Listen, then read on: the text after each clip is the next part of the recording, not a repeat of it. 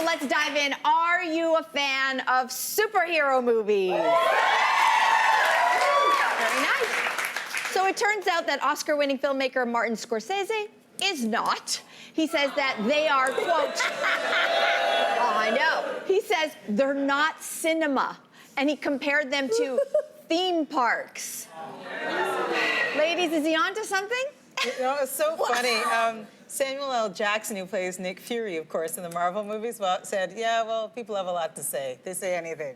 People don't talk. Yeah. I love Martin Scorsese. I think he's an absolute genius, but he's wrong here. He's wrong.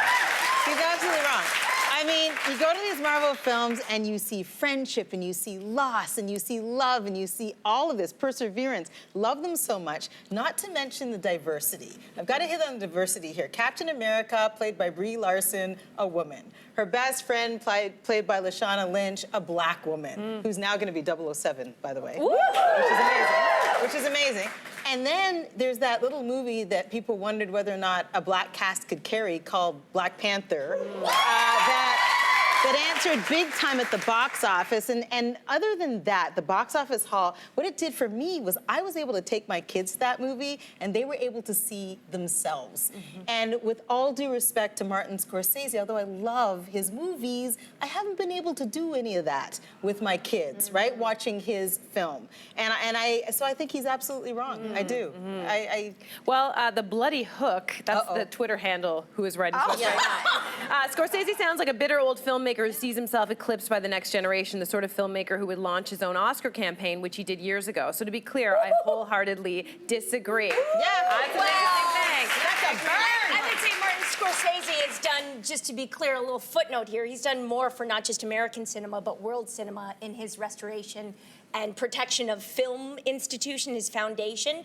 Like, this guy is one of the original American New Wave directors. And at the time when he was one of these original American New Wave directors in the 70s, like, he was the small guy, and then they became sort of the big fish, if you will. People respected them so much, and then when movies like Star Wars and Jaws came out, the blockbusters, a lot of people say those movies sort of destroyed cinema as we knew it in the 70s. So it's like this cyclical thing. Like, I think the blockbusters today are the superhero movies. And if I were alone just with my friends and like not on television, I would probably be like, I kind of agree with Martin Scorsese. Like, just a little bit. Like, these are movies that my 6-year-old nephew can explain to me. Like, because he can explain their plot, he can explain... And that's a bad thing? No, it's a great thing.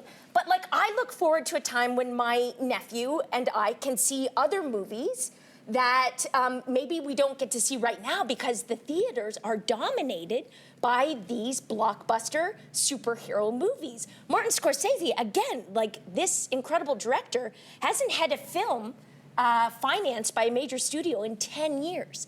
So if Martin Scorsese can't do that, some might argue that's because his films are no longer relevant or good. That's a legitimate thing. But if Martin Scorsese can't get a film financed, what other movies are we not seeing?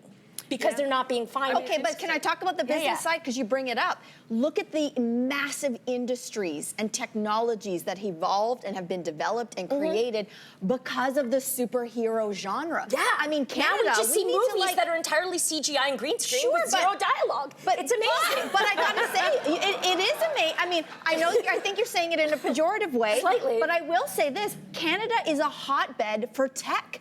We have to give ourselves a pat on the back because we are leading the charge when it comes to computer-generated imaging and so many other things in film. So we have here in Canada entire industries and industries upon the industry that have been created because of the superhero genre.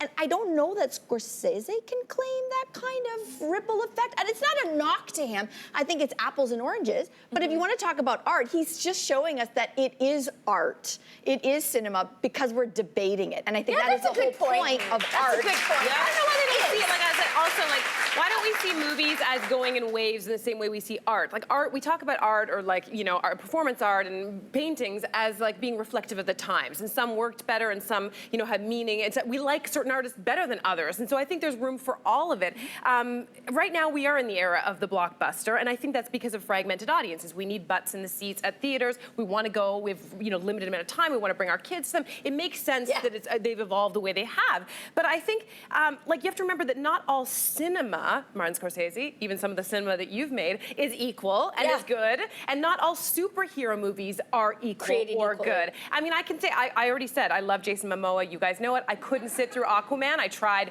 twice. And I loved it. And I don't even like superhero movies. I thought it was reflective of what the statement is that he's making. But you want to talk about Avengers?